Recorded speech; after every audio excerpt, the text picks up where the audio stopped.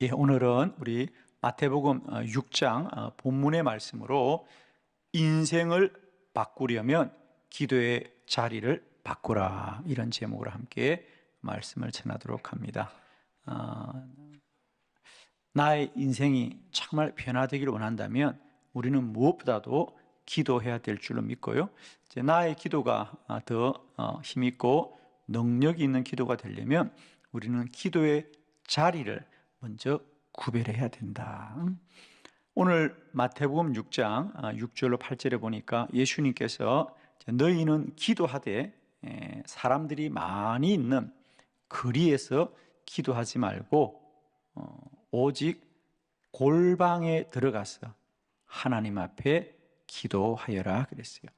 자, 거리에서 기도하는 사람도 기도하고 골방에서 기도하는 사람도 기도하는데, 주님은 너희는 반드시 사람들이 많이 다니는 분주한 거리에서 기도하지 말고 골방에 들어가 기도하여라 그랬어요. 사람들은 흔히 하나님은 어디나 계십니다, 그래서 내가 어디서나 기도할 수 있습니다 라고 말합니다. 그렇습니다. 하나님은 어디나 계시고요, 또 우리는 어디서든지 기도할 수 있습니다. 그런데 중요한 것은 말입니다, 과연 우리가 어디서나 기도하는 것이 가능한가라고 하는 거죠. 그죠? 왜냐하면 우리가 분주한 거리에서는 사람들이 오고 가고 사람들의 소리가 들리고 또 사람들을 만나기 때문에 기도를 하더라도 집중된 기도를 하기가 어렵다는 거죠. 그렇습니다. 학생들이 공부에 집중하려면 독서실을 가거나 구별된 장소에서 오직 공부에만 집중하듯이 기도도 마찬가지죠. 그래서 우리가 내가 정말 능력 있는 기도자가 된다면, 또 되기를 원한다면 지금 나에게 필요한 건 뭘까?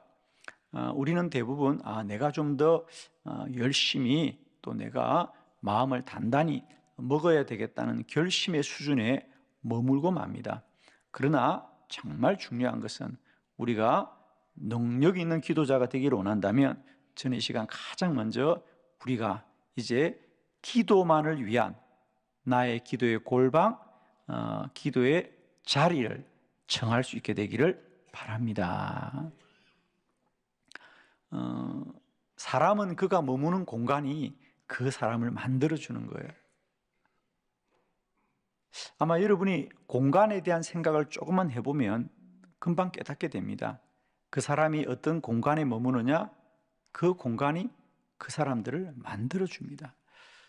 그래서 우리가 수도산들이 더 기도에 집중하려고 속세를 떠나서 깊은 산에 수도원에 들어가서 온 생애를 머무는 것은 자신을 스스로 고립되게 하여서 더욱더 하나님께 전념하려고 하는 거죠. 저는 오늘 우리에게 이런 은혜가 있으면 좋겠어요. 내가 앞으로 더 기도에 집중하기 위해서 나만의 기도의 자리를 구별해야 되겠다. 자, 우리 성경에 우리가 흔히 잘 알고 있는 기도의 능력을 가진 자들, 그런 사람들을 우리가 돌아보면 많은 사람들 중에 특별히 모세라든지 사무엘이라든지 다니엘, 베드로, 이런 기도의 사람들에게 기도의 능력이 나타났던 것은 우연이 아니었어요. 그들의 이야기를 읽어보면 사실 우리가 그냥 지나칠 수 있는데, 조금만 관심을 보고 읽어보면 그들은 반드시 아무 곳에서나 기도하지 않고 기도만을 위한 자리를 구별하고 그 기도의 자리에서 언제나 기도에 전념하고 또 집중했던 것을 알 수가 있지요.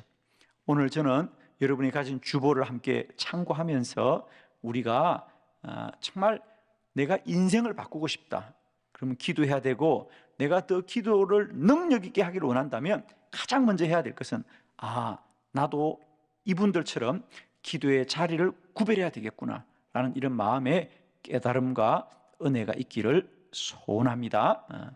자, 주보를 보시면서 우리 성경에 나타난 네 사람의 기도의 구별된 자리를 함께 찾아보도록 합니다. 첫 번째는 모세의 기도입니다. 모세는 회막에서 기도하였습니다. 우리 출애굽기 33장 7절로 9절을 우리 한 절씩 교독합니다. 7절, 모세가 항상 장막을 취하여 진 밖에 쳐서 진과 멀리 떠나게 하고 회막이라 이름하니 여호와를 앙망하는 자는 다 진 바깥 회막으로 나아가며. 모세가 회막으로 나아갈 때에는 백성이 다 일어나 자기 장막 문에 서서 모세가 회막에 들어가기까지 바라보며 모세가 회막에 들어갈 때에 구름 기둥이 내려 회막문에 서며 여호와께서 모세와 말씀하시니. 아멘. 모세가 기도했던 모습을 성경이 우리에게 소개하고 있는데, 이스라엘 백성들이 광야를 지날 때는 그들이 어떤 날은 한 곳에서 한 달을 머물기도 하고 혹은 1년을 머물기도 하고 3년을 머물기도 합니다. 그러면서 40년을 광야를 지나가게 되지 않습니까? 그럴 때마다 모세는 늘 어느 곳에 진을 쳤다. 진이라고 하는 것은 광야를 지나는 이스라엘 백성들이 12지파입니다. 그러면 그들은 꼭 거처를 마련할 때마다 그 12지파가 진을 나누어서 그렇게 장막을 쳤습니다. 그 당시 광야를 지나던 사람들이 적은 숫자가 아닙니다. 그죠? 거의 한 100만이 넘는 사람들이 이동을 했으니까요. 대단한 거죠. 그런데 특이한 것은 그 진에다가 장막을 쳤다. 그죠? 우리가 초막이라 하기도 하고 장막이라도 합니다. 오늘로 말하면 그냥 임시 거처, 천막 정도 되겠죠. 그래서 그들은 정상적인 집을 지을 수가 없어요. 늘 이동해야 되기 때문에.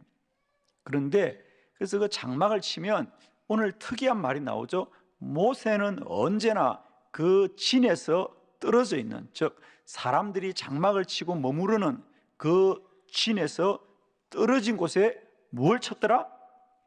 회막을 쳤더라. 그래서 회막. 자, 우리 성경에 보면 우리가 장막도 나오고 성막도 나옵니다. 그런데 회막은 무엇일까? 성경에 회막은 그렇게 오래 등장하지 않습니다. 자, 여러분 잘 아시는 대로 성막은 출애굽기 36장부터 등장하거든요. 그러니까 우리가 잘 아는 대로 성막은 그야말로 하나님께 제사를 드리는 구별된 성전의 시초이죠. 그죠? 그러면 회막은 뭐냐? 장막은 사람들이 생활하는 곳입니다. 성막은 하나님께 제사를 드리는 곳입니다. 그러면 회막은 뭘까? 회막은 성막이 만들어지기 전에, 즉 성막은 하나님이 명령한 거든. 모세야, 너는 나를 예배하고 내게 제사드릴 집을 이렇게 지으라고 자세하게 성막에 대한 내용을 하나님이 말씀해서 지었는데, 회막은 모세가 스스로 하나님 앞에 기도하기 위하여 모세가 구베라에 세운 집이 회막입니다. 성막은 하나님을 제사하는 거룩한 처소란 뜻이고요, 회막은 하나님을 만난다. 그래서 우리가 회담한다, 회집한다, 그럴 때 이런 말을 쓰지 않습니까? 그래서 회막이라는 것은 하나님을 만나는 집이다. 그래서 모세는 늘 가는 곳마다 우리가 함께 생활할 장막도 지었지만 반드시 그 장막, 진에서 떨어진 곳에 회막을 지어서 기도할 때마다 회막에 가서 기도했더라. 여러분, 기도는 아무 곳에나 할 수 있는 것이 아닙니다. 구별된 자리가 있어야 기도에 집중하게 될 줄로 믿습니다. 그래서 첫 번째, 모세는 그 40년 광야를 지나면서 여러 가지 어렵고 문제가 있을 때마다 언제나 장막을 떠나 회막으로 가 기도하였더라. 그랬어요. 저는 여러분의 삶에 모세가 기도할 때마다 회막에 가서 기도했듯이 저와 여러분에게도 기도할 때마다 구별된 나의 회막이 있기를 축복해요, 여러분. 그래서 기도는 우리가 그냥 아무 곳에나 한다고 되는 게 아니잖아요. 예를 들면 어떤 분들은 그럽니다. 꼭 교회 가서 기도해야 되겠냐? 저는 교회 가서 기도하는 것이 훨씬 유익하다고 봅니다. 왜? 내가 집에서나 일터에서는 기도를 하고 싶지만은 기도에 전념하거나 집중하기가 쉽지 않죠. 손님이 찾아오기도 하고 또 일상의 여러 소리들이 우리들의 기도를 집중하기 어렵게 하잖아요. 그죠? 그러나 교회에서 기도를 하면 기도에 더 집중할 수 있는 그런 은혜가 분명히 있습니다. 그러므로 저는 우리가 나의 인생을 바꾸고 싶으면 그저 내가 오늘도 그냥 다짐하고 결심하고 각오를 새롭게 하는 것에 머물지 마시고요. 지금부터라도 내가 기도할 자리를 구분하여서 그곳에서 더욱더 기도에 집중하는 복된 은혜가 있기를 축복합니다. 두 번째, 사무엘의 기도입니다. 사무엘은 라마 나요스에서 기도하였습니다. 사무엘상 19장 18절로 20절을 교독합니다. 18절, 다윗이 도피하여 라마로 가서 사무엘에게로 나아가서 사울이 자기에게 행한 일을 다 전하고 다윗과 사무엘이 나요스로 가서 살았더라. 어떤 사람이 사울에게 전하여 이르되 다윗이 라마 나요스에 있더이다 하매 사울이 다윗을 잡으려 전령들을 보냈더니 그들이 선지자 무리가 예언하는 것과 사무엘이 그들의 수령으로 선 것을 볼 때에 하나님의 영이 사울의 전령들에게 임하매 그들도 예언을 한지라. 아멘. 두 번째, 우리는 성경의 위대한 기도자, 그러면 이제 사무엘을 꼭 꼽습니다. 사무엘의 기도가 능력 있는 기도였던 것은 역시 마찬가지입니다. 사무엘이 우리 사무엘상 3장에 보면 그가 어렸을 때는 늘 여호와의 전에서 기도했다 그랬죠. 늘 여호와의 전에서 기도합니다. 그리고 이제 그가 선지자의 직분을 다 마치고 이제 그가 떠나니까 그는 다시 라마로 갔습니다. 라마는 지명입니다. 그래서 사무엘의 고향 땅이 라마입니다. 그런데 성경에 보니까 라마의 나요스로 갔더라 그러잖아요. 그죠? 그러니까 라마 나요스는 지명이 아니에요. 라마만 지명이고 나요스는 우리말로 하면 어떤 거처, 근데 일반적인 개인의 어떤 집의 개념이 아니고 어떤 거처라든지 어떤 공동체 이런 뜻이 나요십니다. 그래서 성경학자들은 사무엘이 이제 은퇴한 이후에 그의 고향에 돌아가서 이 나요스를 세워서 아마 거기서 선지자 후계자들을 아마 양성하는 그런 일을 했을 것이다. 그래서 어떤 공개적인 어떤 공간을 말하는 겁니다. 그래서 오늘 성경에도 보니까 다윗이 사울에게 쫓기자 그 라마에 있는 나요스로 갔다. 그죠? 나요스로 갔다라고 말하고 있습니다. 그렇습니다. 사무엘은 늘 이 나요스에 머물면서 많은 사람과 기도를 하였습니다. 그러자 다윗이 이 라마에 있다는 소식을 듣고 사울이 전령을 즉 군사를 보냅니다. 그래서 다윗을 붙잡아 오너라 그랬어요. 그들은 다윗을 붙잡겠다는 왕의 명령을 받고 그 라마에 있는 나옳, 즉 사무엘과 그의 어떤 수제자들, 그를 따르는 사람들이 함께 기도하는 그곳에 갔을 때 놀랍게도 그 전령들에게도 성령이 임하더라. 그래서 우리가 계속해서 그 내용을 보면 사울이 첫 번째 전령도 가서 성령 받았고 두 번째 전령도 가서 성령 받고 세 번째도 성령 받으니까 사울이 직접 가자 사울도 성령 받고. 아멘. 자, 무슨 말이죠? 그렇습니다. 사무엘이 언제나 기도에 집중하고 기도를 쌓았던 그 나요새는 그 공간에 구별된 역사하는 힘이 있다. 아멘이죠. 잘 들으세요. 사울의 전령들은 왕의 명령을 듣고 다윗을 잡으려고 왔지만 그들이 그 구별된 공간에, 그 라마의 나윗에 이르자 그 공간의 영이 그들을 성령 충만하게 하는 거예요. 아멘. 여러분, 모든 공간에는 그저 공기만 흐르는 것이 아니라 공간에 영이 있다. 아멘. 모든 영토에는 바람만 부는 것이 아닙니다. 그곳에는 눈에 보이지 않지만 그 공간을 지배하는 영이 있다. 아멘이죠. 저는 2014년 7월 달에 용문산 기도원에서 이제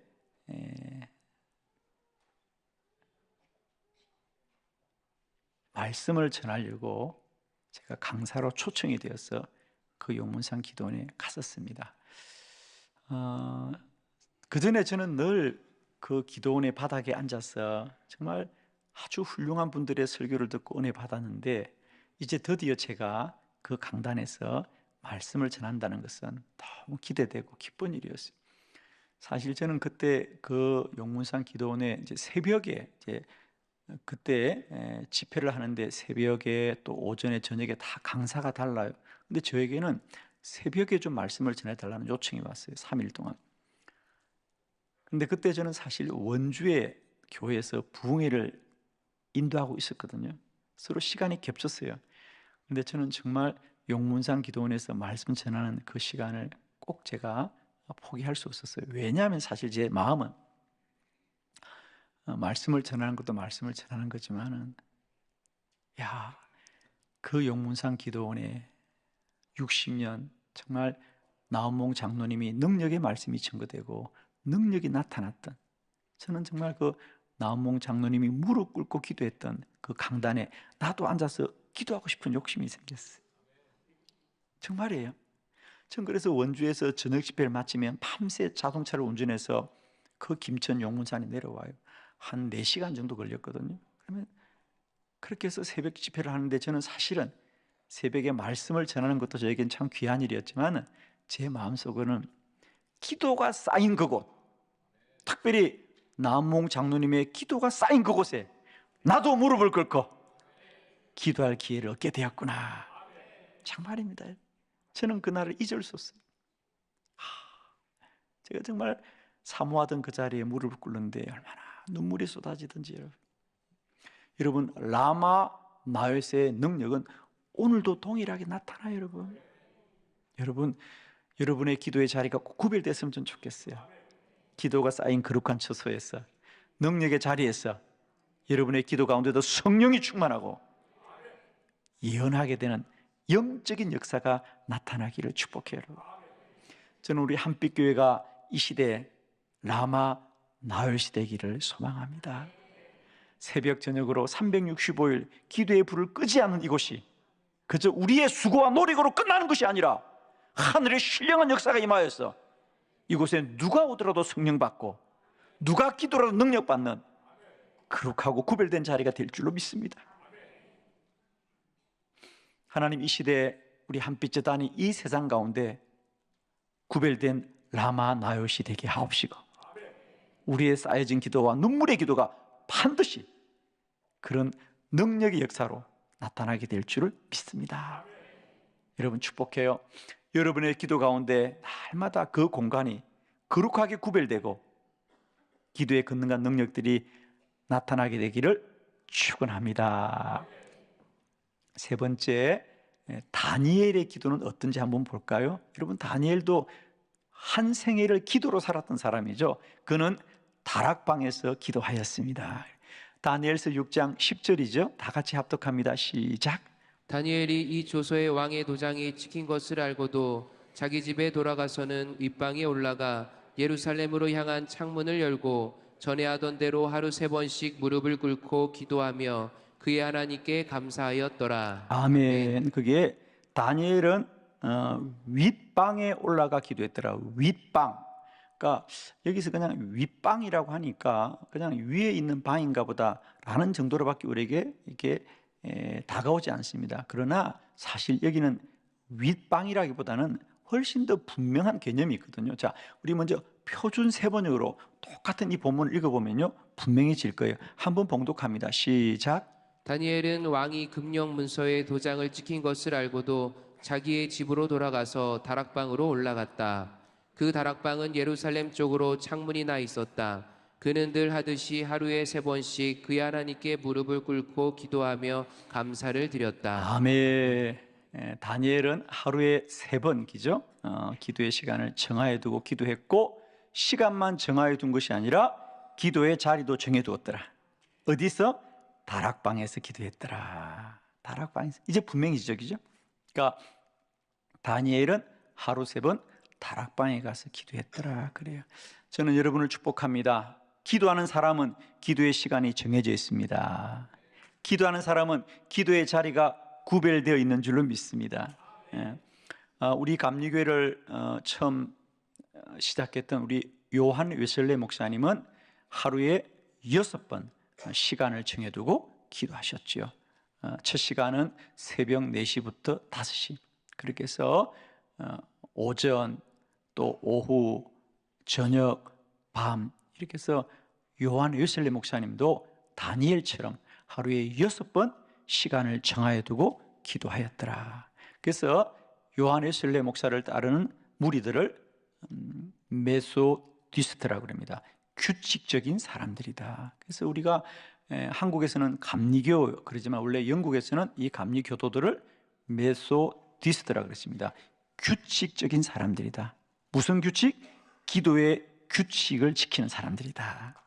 여러분, 이제 우리들의 기도가 우리의 마음과 생각대로 가는 것이 아니고 늘 정해진 규칙을 따라 기도하고 구별된 자리에서 기도하는 능력 있는 기도자가 되기를 축원합니다. 4번째, 베드로의 기도를 볼까요? 사도행전 10장 9절입니다. 다 같이 시작. 이튿날 그들이 길을 가다가 그 성에 가까이 갔을 그때에 베드로가 기도하려고 지붕에 올라가니 그 시각은 제6시더라. 아멘. 베드로는 제6시 12시입니다. 우리나라 말로 하면 12시 정오에 지붕에 올라가 기도하였더라. 그런데 이것도 마찬가지입니다. 이제 헬라어의 이 지붕이란 단어는 물론 지붕으로도 번역할 수 있습니다. 그러나 사실은 조금 더 우리가 이해하기 좋은 단어를 저는 선택하라면 사실 지붕이란 것은 뭐죠? 그냥 지비를 듣고 있는 것에 불과합니다. 지붕. 그런데 여러분, 옥상은 다르죠. 옥상은 사람이 올라갈 수 있는 공간이잖아요, 그죠? 그래서 사실 이 본문은 지붕이라고 하기보다는 옥상이라고 번역했다면 우리가 훨씬 더 이해하기 쉬웠겠다. 무슨 말이냐? 베드로는 지금 이 요바에 머물고 있는 집이 자신의 집이 아니에요, 그죠? 전도 여행을 다니면서 잠깐 머무는 집입니다. 그런데 그도 이 12시 정오에 기도할 시간이 되자 옥상에 올라가 기도했다. 이 말은 성경학자들의 연구를 우리가 이해해 보면 베드로는 가는 곳마다 그가 기도할 자리를 먼저 구별해 두었다는 거죠. 그래서 이 집은 자기 집이 아니니까 특별히 다른 처소를 마련하지 못했지만 옥상이라도 그는 올라가서 늘 기도 시간에는 옥상에서 기도하였더라. 그렇습니다. 기도자들은 반드시 구별된 기도의 자리가 있었더라. 인생을 바꾸려면 공간을 바꾸란 말이 있습니다. 사실 오늘 저의 이 설교 제목은 그 말을 조금 제가 바꾸어서 인생을 바꾸려면 기도의 자리를 바꾸어라 그렇습니다. 우리의 사는 공간은 그저 하나의 장소에 불과한 것이 아니라 그 공간에도 영이 흐르고 있습니다. 그렇죠? 저는 축복하기는 여러분의 기도의 자리마다 라마 나요새 성령의 충만한 역사가 있기를 소망하고요, 그런 곳에서 기도하는 사람들마다 성령 받고 능력 받고 기적이 일어나게 될 줄을 믿습니다. 자, 우리가 성경을 통해서 깨닫게 되는 것은 모세나 사무엘이나 다니엘이나 베드로와 같은 기도의 능력은 우연히 생긴 것이 아니라 다 구별된 기도의 자리가 있었구나. 저와 여러분에게도 회막에 구별된 자리, 나마 나웃에 구별된 자리, 다락방에 구별된 자리, 지붕에 구별된 자리가 있었어. 그곳에서 기도가 쌓이고 쌓여지고 능력으로 누려지시기를 그리스도 예수의 이름으로 축원합니다.